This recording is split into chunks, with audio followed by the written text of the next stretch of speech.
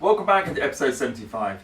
Who'd have thought 75 videos to rebuild an engine, but we're not quite there yet. As you remember in last week's video, you saw me finishing off the pipe work, and I did that quick pipe guide, just showing where all the pipes connect up and everything like that. I wanted to pull all the information into one place because it's quite hard to work out where all these pipes go, but hopefully that's useful.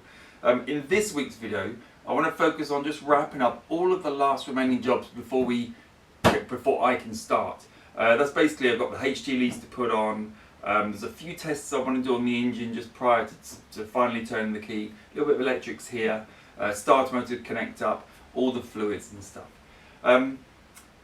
As ever, thanks for watching my videos. I'm on the big push for 2,000 subscribers now, so please, if you're enjoying the content, click subscribe. It really helps my channel grow. Click the like button on my videos. That helps the videos go visible on YouTube. Leave me comments, tell me what I'm doing wrong, which is always a lot. But for now, let's just jump into the video and see how I get on. I spent quite a bit of time working out how to ask about where all these wires go and taking careful photos trying to pose the question. But then I realised they're all colour coded. So this one round back here, this one is the black one. So there's a black connector, goes into a black fitting. The one underneath here is a brown connector, goes into the brown fitting. There is one deep inside, if I can get you a good shot. There it is. Oops. There. A blue one goes into the blue fitting. And that's all three of them. Then we have, there's two loose wires, which you can just see here. Now they go into the thermostat, I think it is. I can't quite point to it, but it's just there. Probably a thermocouple actually. Thermostat is deep inside here. But they're the wires at that end of the wiring loom, all around the warm-up regulator. Right, switching my attention now to the HT leads. I've put the main one on the, is it called the King lead, I think it's called. I'm just tidying these up, and I want to clean them because they're very grubby. So I'm just using some white spirit on a cloth. It's about the safest thing I can do, I think, without, I don't want to put water on them and I don't want to go crazy. I just want to try and get some of the grubbiness off. But it seems to work quite well. These have come up, I mean, they look almost new. If we just get a little bit more on the cloth, like that, you can kind of see, hopefully the light's not too bright that you can't see anything. Just kind of just a quick up and down on the wire, and then clean the ends up. Well, this is really a cosmetic thing, of course. It's just with the engine looking so clean, I don't want to put grubby old HT leads on.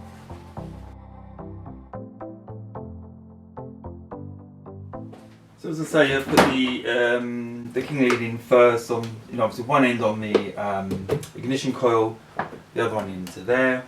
Now what we need to do here, actually, this is the big problem, isn't it? Which goes to which? I'm just looking at the HT lead. So I've got this, the main lead on, I think it's sort of King lead, that's fine.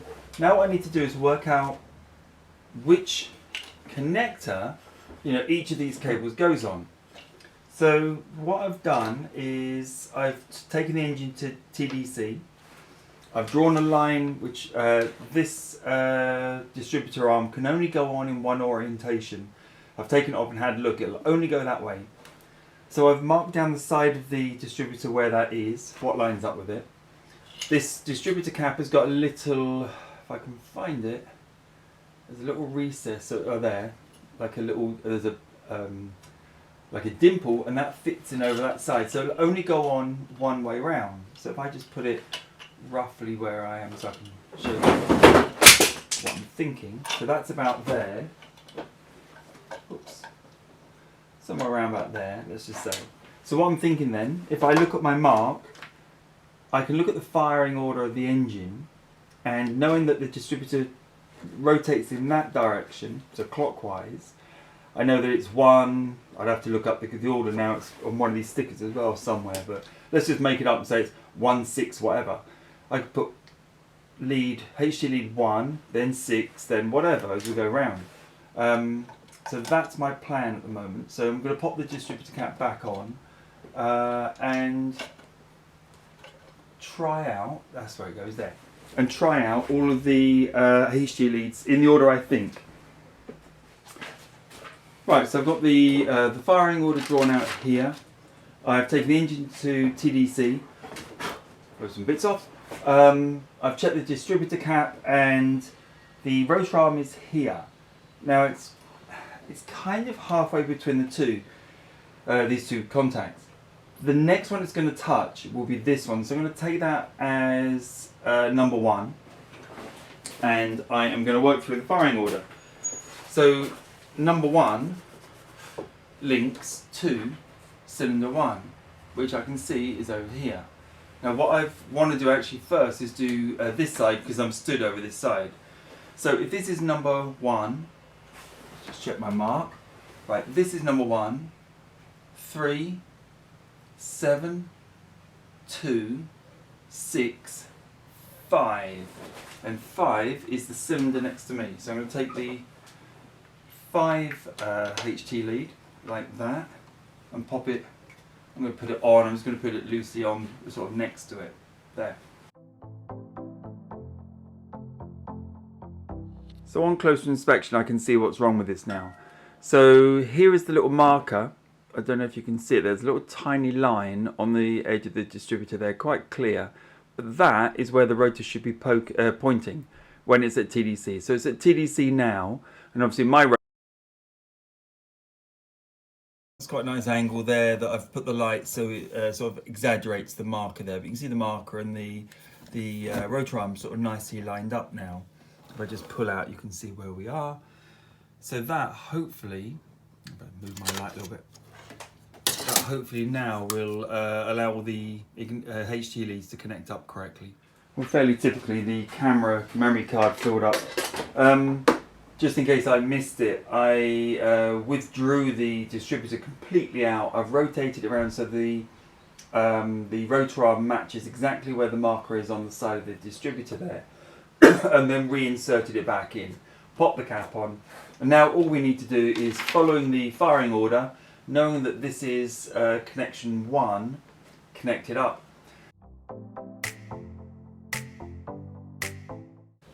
Right, so that should be the distributor all connected up correctly.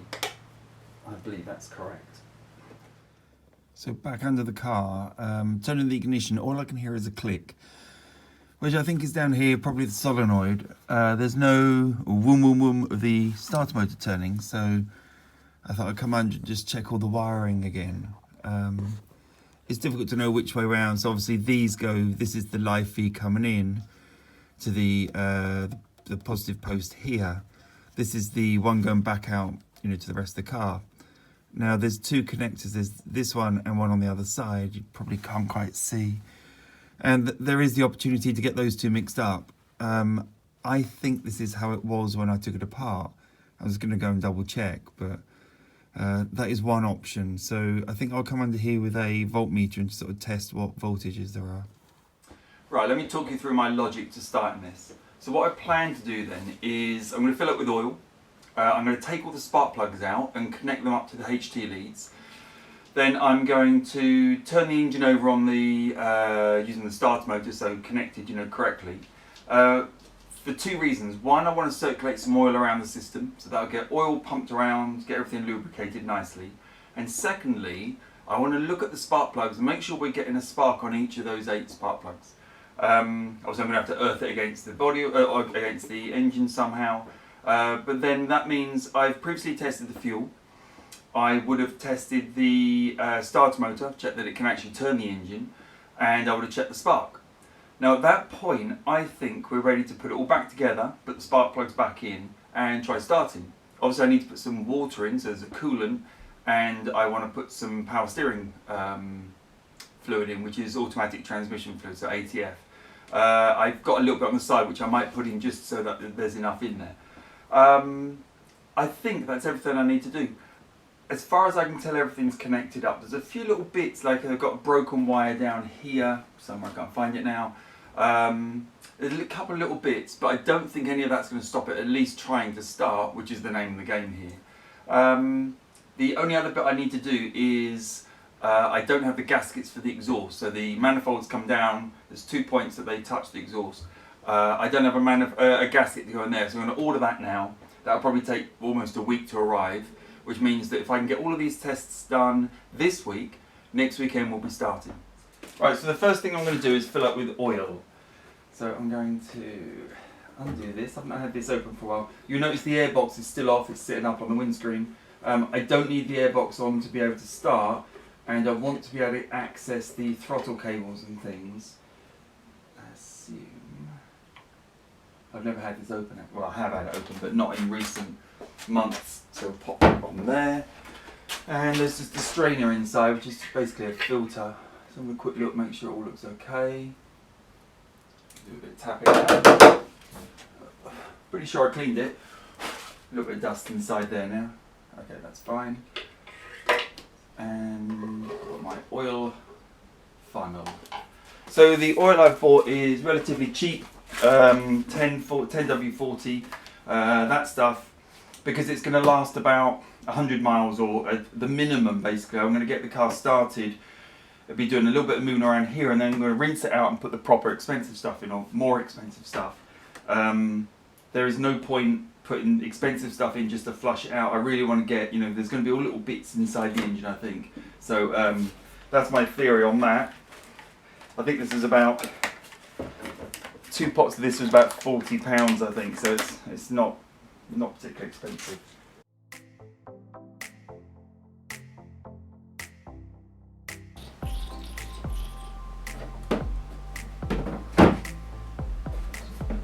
That is in.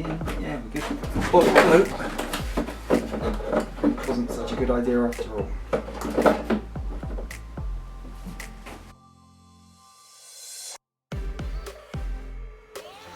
Right, so what I'm going to do now is quickly take out the spark plugs. The quickly bit doesn't matter. I'm going to take out the spark plugs, and then we're going to try turning it over. I need to take the fuse out for the fuel pump as well. I don't want any fuel coming through. There isn't a mass amount of fuel in it actually. Only what was left over from the test, and I actually drained it, or let it pump itself out into a jerry can. So there's probably nothing really in it.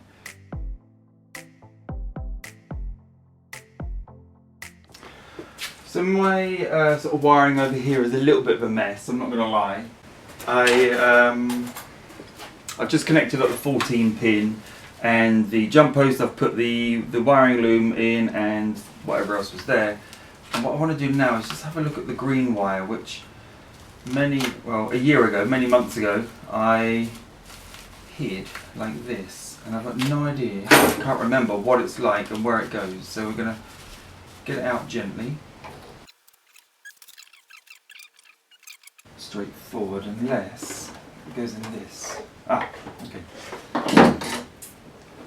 There's the mystery connector. It must go in there. So let's just click those two together.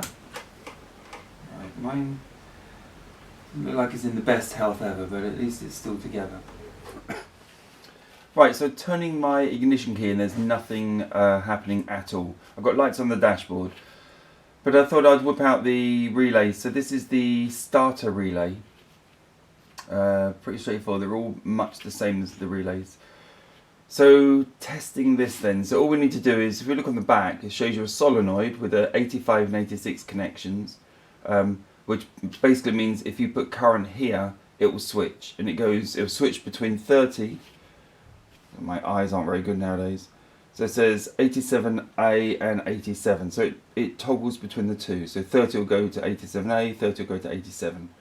So all we need to do to test this is put a battery like this across 85 and 86. Now on here stamped are the numbers, so there's 30 and that's 80, those two there. So if you listen carefully, hopefully you'll be able to hear it.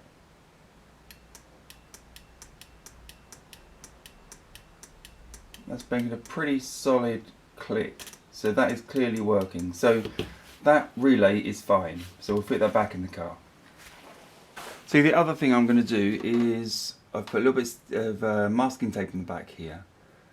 I'm going to write what it is and that it's tested. So I know that what it is and that it works, because I know what's going to happen. I'm going to go round and round and round and never be sure. Right, well I'm pretty sure there's nothing stopping me turning the key.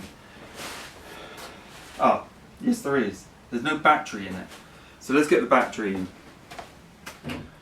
Right, I need to give you a quick update. So where I got to then was, we filled the engine with oil, I poured oil all over the top of the engine, that's all dried up. Then I started looking at the starter motor connections, got the starter motor connections on, wasn't 100% sure if they're correct, so I've gone round and round looking at videos, my old videos, when I took it apart and everything. I've tested continuity on some of the wires, I'm happy it's connected up correct.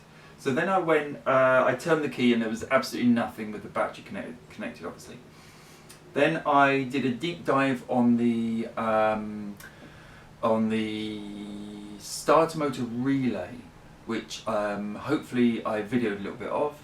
That all operates correctly. On a 1979 car, so the early cars, I can't tell you what years, that relay is really only concerned with whether the car is in park or neutral, as opposed to anything else. That's all it does. There's nothing to do with the ignition switch. So I tried jumping it, jumping the relay and things, but it made no difference really. Then I noticed turning the key, I could hear a little click from the solenoid on the starter motor, just a really faint one. So I retested all the wires underneath, had a really good look. I tested the voltage, and what I was getting was 10.6 volts at the wire that comes from the ignition down to the solenoid that activates the solenoid, which it should be 12.6 really. My battery's sitting at 12.6. So I started tracing earths. I looked at the one in the boot. The one in the boot was correct. I thought, let's check the big earth strap that goes from the bottom of the engine across onto the chassis. Where it connects on the chassis is fantastic, really nice connection. So I pull it and it's not connected at all on the other side, so it's not connected to the engine at all. So when I bolted that onto the engine, it turned over straight away. So I'm going to do a quick demo, show you it's turning over. Then after that I've now plugged in the spark plugs and started looking to see if there's sparks. And I've got, I'll probably show you a little bit of footage, but I've checked all the sparks on that bank, so on the driver's side, the right hand side of the engine, depending on which way you face. There's 4 sparks, so that's good. I've not looked at this side, which I'm going to do now, and we're slowly inching closer. So I've got oil in the car. I don't have any coolant, which I need to go down and buy some distilled water and put that in. And I've got some automatic transmission fluid coming for the power steering. And then I think we're at the point that I can screw those spark plugs in and we try starting.